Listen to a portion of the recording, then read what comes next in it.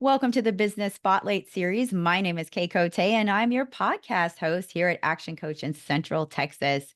Today, I have Benjamin Stone, CEO and founder of Sigma Tactical Loans, with me as a guest. We're going to be talking about his business, his journey to business ownership, challenges, best practices, and give you a sneak peek into what it's like to own and operate a business. If this is your first time on our channel, be sure to like and subscribe to get notifications when we drop episodes like this one. Well, welcome, Benjamin. It's so great to have you here. And thanks for being on the show today. Well, thank you so much for having me, Kay. It's a pleasure. Wonderful. Well, I'd like to dive right in, share a little bit about yourself as the founder and a little intro to what Sigma Tactical Loans is. Yeah, so my name is Dr. Benjamin Stone, the CEO of Sigma Tactical Wellness. And, my foray into business ownership was purely out of desire to create change. I was working as part of the United States Air Force. My original detail was high altitude aircraft egress. So my career really sort of got jump started in working in physiology at the extremes, so to speak. And so when I separated from the Air Force in 2009 and sort of re-entered civilian life, I wanted to do something that really had an impact and something that hadn't been done, was challenging. And of course, I missed the camaraderie of working for Department of Defense. I was actually working in Vail Health at Vail, Colorado, and there was a circumstance there involving a relatively young officer. I want to say he was 49 to 51. And unfortunately came to the hospital dead on arrival. It was acute coronary disease, basically a plaque rupture, which resulted in an occlusion, which then led to a heart attack. And in this circumstance, it was violent enough to claim his life, unfortunately, which in civilian healthcare, you don't see that. This is a young, fit looking individual who I found out later had just gone through the agency PFTs, or the personal fitness test, and it passed with flying colors. And so right off the bat, it was really kind of a red flag for us. And when I met the commander, who was actually his escort in the hospital, I asked him, I said, man, what's going on here? What happened? And he explained to me that this individual had a really tough shift. Went up on Vail Pass, worked a traffic accident, performed CPR on, I want to say, a 12-year-old, only to find out they lost that patient in transport. Came back down to Vail Village that night and got in an altercation with a couple of guys who had overindulged. Every night in a ski resort's Panama City spring break, so there's a lot of people imbibing. And I think the physical altercation was pretty brutal. I want to say that one of them beat him up pretty good, and he had to tase the other. And so went home not feeling great. His wife, who actually worked with me at Vail Health, was a nurse, and took one look at him and said, you don't look good. And he said, I really haven't felt right for the last 3 or 4 hours. And she said, I tell you what, 7 o'clock in the morning, she's on her way to work. And she said, just go get dressed, and I'm gonna take you back into the emergency department and get you looked at. He unfortunately died in his closet from acute coronary disease, which is extremely preventable if diagnosed. And unfortunately, what we're seeing, Kay, is this disparity in uniformed officers in both police and fire service that aren't discovered until an event. And we're using, at least as gold standard, we're using these risk detection models that have been around for some cases 50 years, and they're somewhat viable at civilian levels, but when you look at really high stress occupations, they break down. And so I immediately started on this journey, embarking and finding a way that we could actually intervene before the development of a bad outcome. And the result was Sigma Tactical Wellness. We started in 2015. We completely redesigned the company after COVID. And I tell you, it has just been a hockey stick of growth since then. We've been very blessed, and we love what we do. Wow, what a powerful story. That's incredible to know that, you guys are making a difference in saving lives and being a part of that journey, because yeah, that's just so heartbreaking to hear, when Yeah, especially young fit people, you wouldn't think we're going to have any issues, and then due to XYZ things, that happens. So thank you for sharing that story. absolutely. And I'd like to kind of dive into you a little bit. What's your role look like on the day to day in the business as you're growing? And are you more in the business, on the business? Are you working a little bit of both? Yeah, it's a tough question, I'll tell you. Like most small business owners turned entrepreneurs turned CEOs, you go through an iteration of stages. Early in the early days, in the formative days of your company, you're doing everything, from human resources to accounting to daily operations to, looking out over the horizon and trying to spot icebergs before you plow headlong into them. And of course, now when the business has reached a certain stage of development and growth, you sort of shift through this iteration of duties and tasks, and each one of those shifts is very painful. And it comes with it certain duties and responsibilities that are really hard to let go of. And so, I actually was having a conversation with our executive leadership team, and I said, listen, I want you to understand something. This is this week, as a matter of fact, we've really drilled down on some of the changes that we need to see take place at the leadership level. And we're really trying to create an environment where I can sort of rediscover my voice as, kind of the unified face of the organization, and getting out there on the lecture circuit, doing a lot of talks and presentations, expos, you name it, really working on being a brand ambassador for the organization. And so this is kind of my final iteration as chief executive officer, and it's very painful. And so, for me, I like to be involved in the minutia. I love the one-on-one contact with the employee. I like being at the agency level and on the ground and performing our cardiac screening services. But if you're going to be an effective leader in an organization, that's stuff you really have to let go. It doesn't matter how painful that transition is.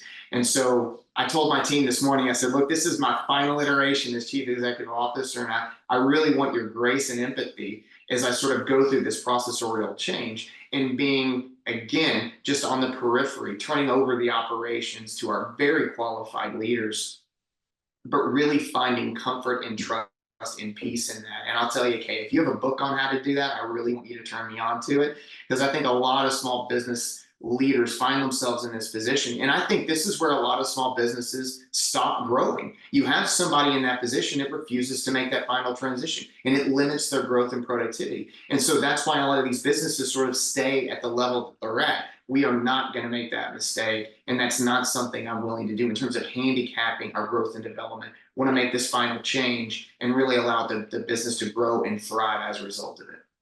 Wow, that is incredible and so relatable to so many business owners, because there is that time where we reach that pivotal moment where we're capped. And if we don't move forward, if we don't delegate, if we don't change, as hard as it is to do, in the long run, it's more painful to see the business not go to its fullest potential. So I love that you're seeing that and you're taking those moves. I think that's huge.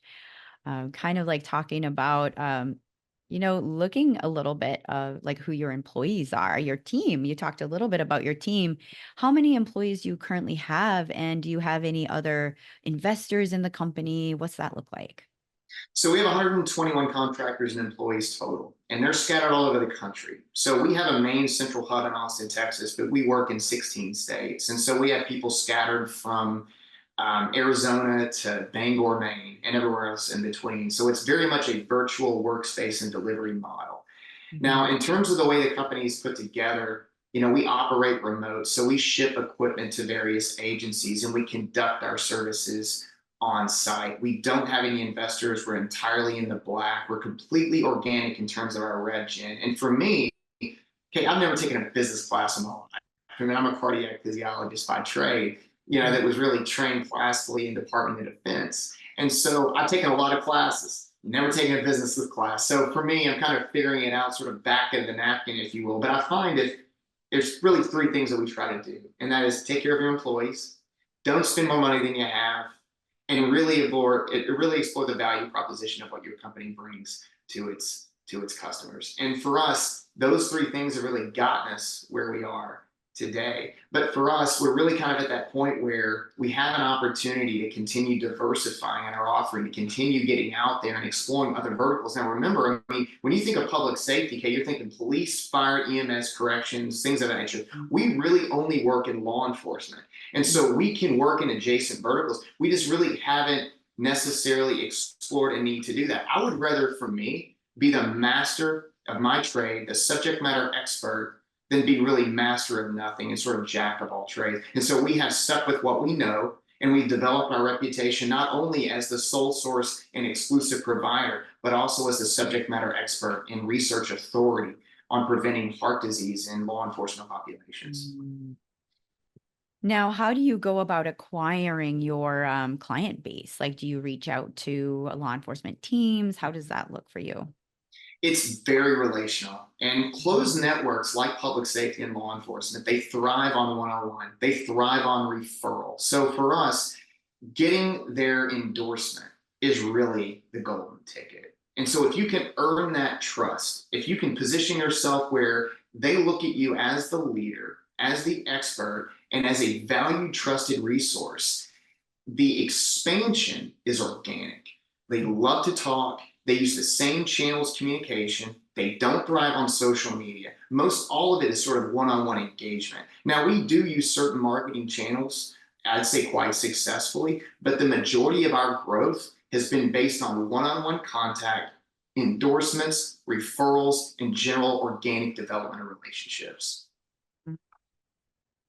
That's so powerful too, especially like knowing your market, knowing the language of your market and how they communicate. And it totally makes sense that the law enforcement would be on that trusted shaking hands referral baseline. So that thank you for And sharing I all think that. there's a lot of businesses. I don't think ours is unique in that respect. And not only that, Kay, but the cadre of services that we provide, it's very expensive. It is hardly an impulse purchase. And so it's something that requires a lot of coordination from the municipal level, leadership, city managers, town councils, county commissioners, down to the police chief or sheriff or other qualified decision maker, Mm. right?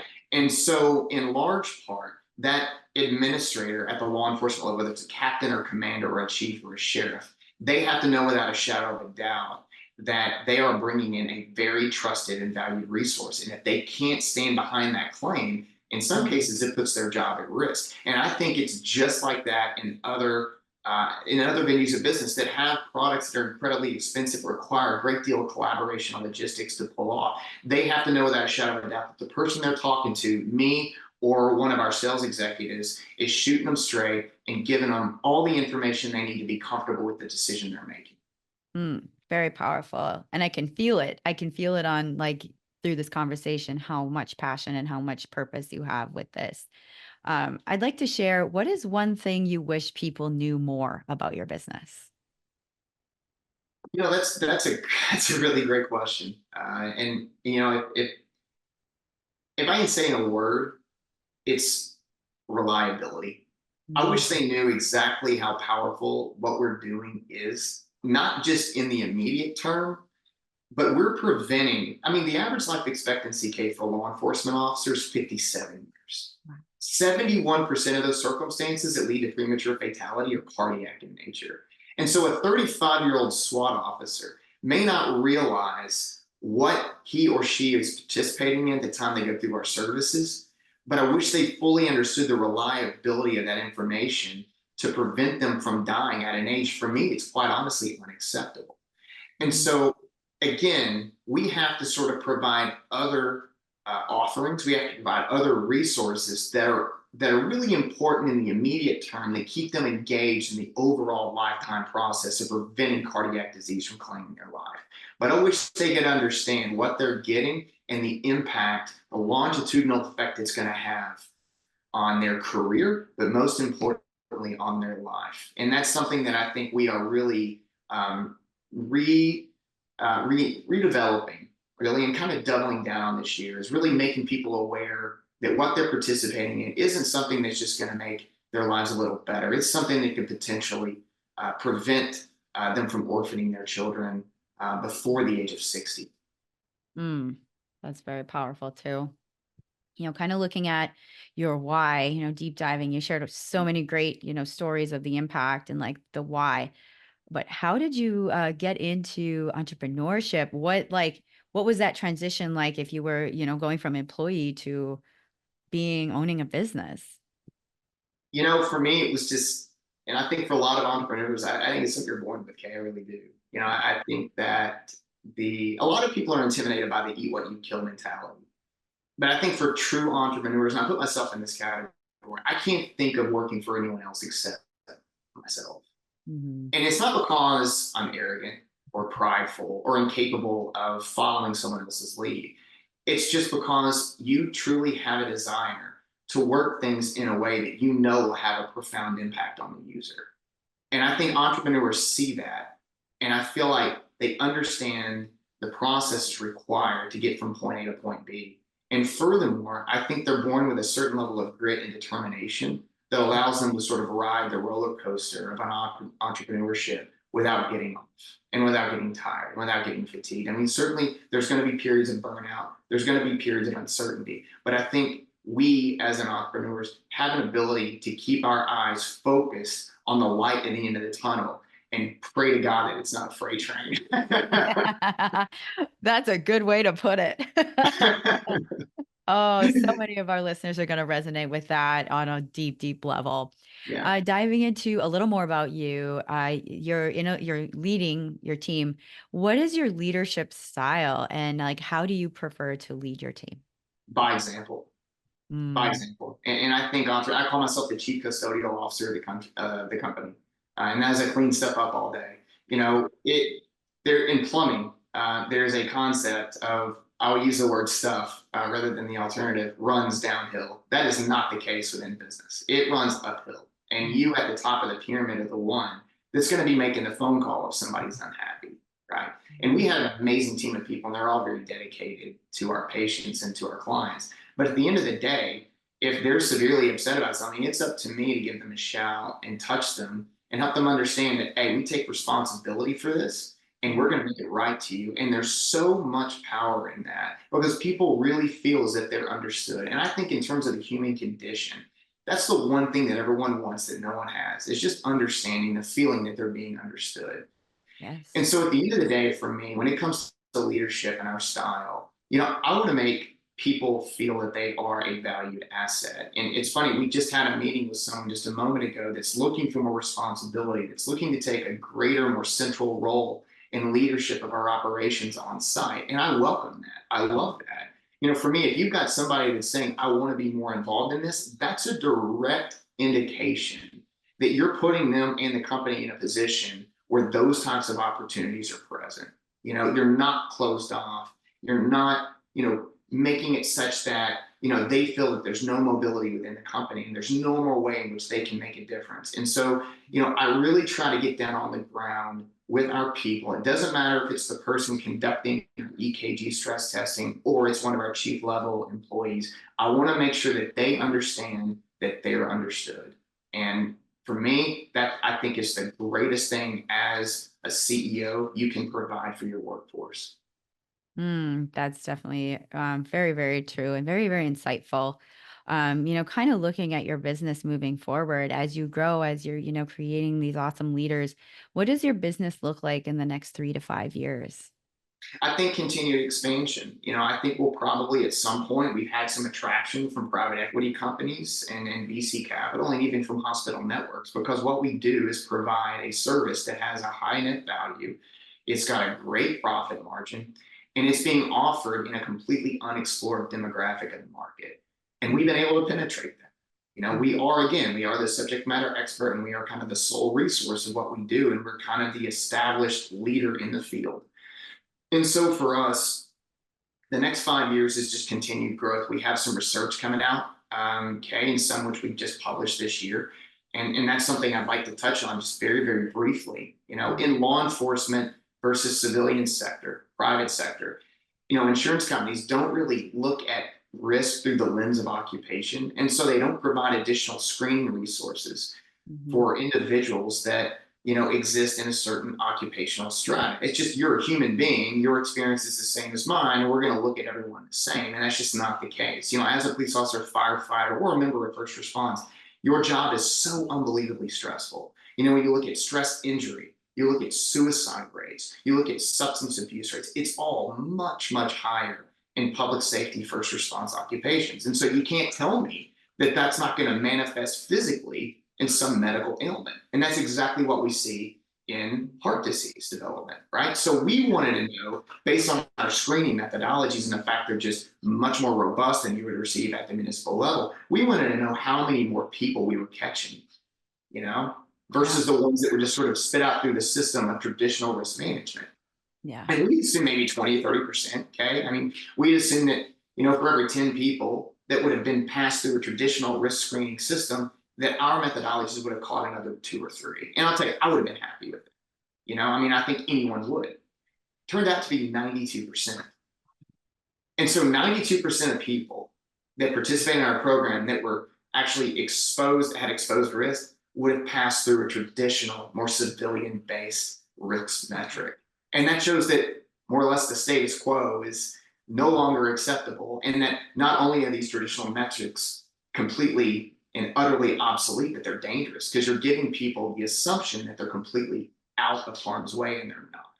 And Yeah. so, going back to what I was saying just a moment ago, it's my focus to make this information more available so that these individuals feel that they're in control of their health. They're in the driver's seat. And so for us, the next 3 to 5 years is continue to explore and create awareness of this problem, and then help people understand that there are resources at their disposal that can prevent them from becoming a statistic. Mm, wow. So it's more of the same, more of the same. Keep doing what we're doing. Really, it's just Yeah. continue. What we're doing is working, and we want to continue doing more.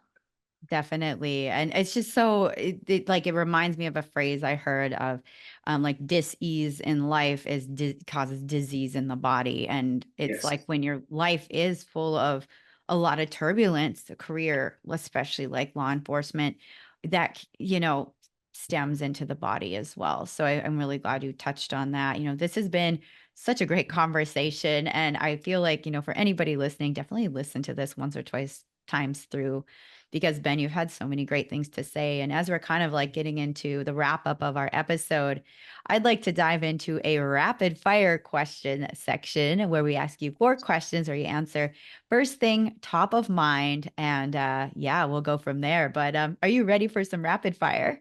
Oh gosh, I don't know. We'll see. I hope this goes well. You're gonna edit this, right? You look really smart, right? We can edit, but I'm sure you're going to be fine. You're going to do great. Uh, First question is, what is the key to success for you? Honesty. Mm, You got to be honest with yourself and honest with your people. And I'll tell you, as a small business owner, you want to be able to do everything. You got to be able to have that honest conversation with a patient or a customer and say, "Look, I can't do that. yeah. It's going to stress this system, and it's going to basically create a circumstance where you're going to be upset and I'm going to be frustrated." You have to be honest with your abilities. Yes. And what is a piece of advice you have for other business owners? Grit, determination. One of my favorite quotes, and it was a Hollywood actor, and I can't remember exactly who it was, but it was someone who had a really tough upbringing and limited success in the formative years of his acting career. And he's a mainstream Hollywood actor now. Mhm. And I don't know who he was talking to, but he said, in my life, I found out that in most cases, if you just don't give up, things tend to work themselves out in your favor. And Yeah, that's the one thing that I have always remembered. And that is Mhm. just don't give up. That's true. That might have been Jim Carrey. It very I well could think, have been. yeah, because that sounds so familiar, and I know he Yeah. like had to have that grit. Yes. Thank you for sharing that. And so, what is a book or piece of content, anything that's inspired you that you've taken in most recently? I've been listening to a lot of Gary Vaynerchuk here as of Mhm. late, and I love what the guy says, and he cuts to the chase. I mean, yeah, if you can deal with all the profanity, you can really pick up some incredible nuggets, especially in terms of brand creation, brand awareness, and Mm. how to use these free resources at your disposal. And you quoted Simon Sinek a little while ago. The Leaders Eat Last book I thought was awesome, and then also I've recently read Jocko Willink's book of Extreme Ownership. And having served in the Mm. military, a lot of that stuff really resonates with me, and just his parables and the way he uses analogy to get a business point across. But I had the opportunity of meeting him recently, and it was funny. Before I read his book, I didn't like him. I thought, man, this guy is super arrogant and cocky. Like, I'm just not a fan. And I never really liked special forces guys anyway for that very reason. And I read his book and I was like, wow, that's incredible. And when we met, he was completely the opposite of what I thought he would be. And so it just shows you don't judge a book by its cover. But that book was really awesome. And that's something that I actually purchased for all of our executive leadership team to read, was Extreme Ownership and the art of not making excuses and taking ownership Mhm. of things when they don't go your way. Wow, I've got both of those now on my list. And final question is, if you could rapidly improve overnight one aspect of your business, what would it be? Systems and operations, end of story. You Mhm. know, there's a Karen Martin quote. Actually, it's not Karen Martin. I can't remember exactly who it is, but it's you will never rise to the level of your expectations, but you will fall to the level of your systems and your operations. And I feel like for us, especially businesses that are in a steady rate of growth, you're constantly that kid, in class that's outgrown his clothes and his jeans are like 3 inches too short. It looks ridiculous. And you don't want to be that operationally. And I think that businesses, especially in the formative stages like ours, are in this constant sort of pendulous swing between like grow development, grow development, grow development without putting a lot of emphasis on the systems and paving the road behind you. Yeah. And that's something that we are now turning away from. I'm not saying that growth and development is not a priority because it has to be, right? Mhm. But really going back and redoubling our efforts to improve upon those systems for automation, efficiency, and most of all, for just peace of mind and reduction in anxiety, and that's going to prevent fatigue and burnout. If your people have systems on which they can rely, then the anxiety, they feel more in control of their days. They become less reactionary, and that puts them in a state where now they're focusing on the horizon. They're not focusing on the day to day. And that for me that's a big deal. Definitely. Well, that sounds incredible. And I completely 100% agree with that.